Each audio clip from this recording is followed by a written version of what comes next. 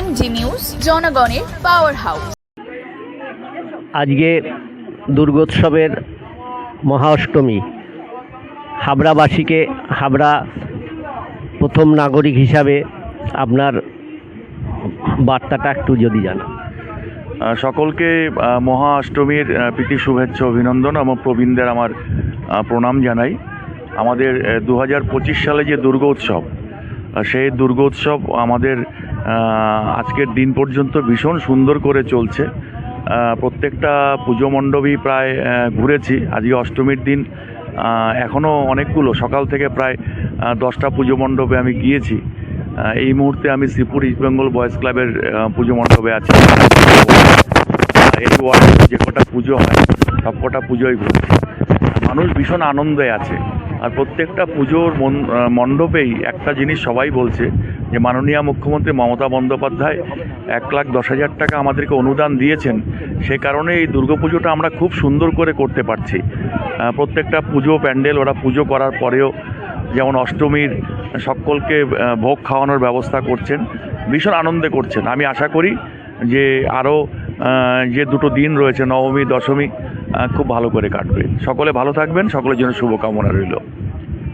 প্রশাসনের তরফ থেকে আজকে তো প্রচণ্ড ভিড় হবে আজকে এবং আগামী দিন, যেহেতু ওয়েদার ভালো আছে, প্রচণ্ড ভিড় হবে। আশেপাশের এলাকা থেকে প্রচুর মানুষ আসবেন।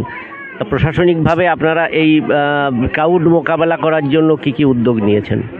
আমাদের ইতিমধ্যেই প্রত্যেক বছরের মধ্যে আমাদের নো এন্ট্রি সিস্টেম হয়েছে। বিকেল 5টা থেকে আমাদের নো এন্ট্রি থাকবে। রুট ডাইভারশন করা হয়েছে, যে বড় গাড়িগুলো আমাদের আসে বেলঘরিয়া বাইপাস থেকে আমরা সেগুলোকে পাস করে দিচ্ছি। আর যখন নো এন্ট্রি চালু হয়ে যাবে তখন অটো টোটো কিছুই আমাদের মূল শহরে ঢুকতে পারবে না। আমরা মূলত যারা দর্শনার্থী আসবেন তারা পায়ে হেঁটে দেখতে হবে। আর যারা মনে করছেন যে একদম বয়স্ক মানুষদেরকে নিয়ে একদম পুজো মণ্ডপের সামনাসামনি যেতে হবে, তাদেরকে অনুরোধ করবো রাত 12টার পরে যখন আমাদের নো এন্ট্রিটা উঠে যাবে তখন আপনারা টোটো অটো নিজস্ব গাড়ি নিয়ে আপনারা যেতে পারবেন। আমাদের সমস্ত পুলিশি ব্যবস্থা রয়েছে, গুরুত্বপূর্ণ জায়গায় সিসি ক্যামেরার ব্যবস্থা রয়েছে। মানুষের জন্য একদম নিশ্চিদ্র নিরাপত্তার ব্যবস্থা করা হয়েছে।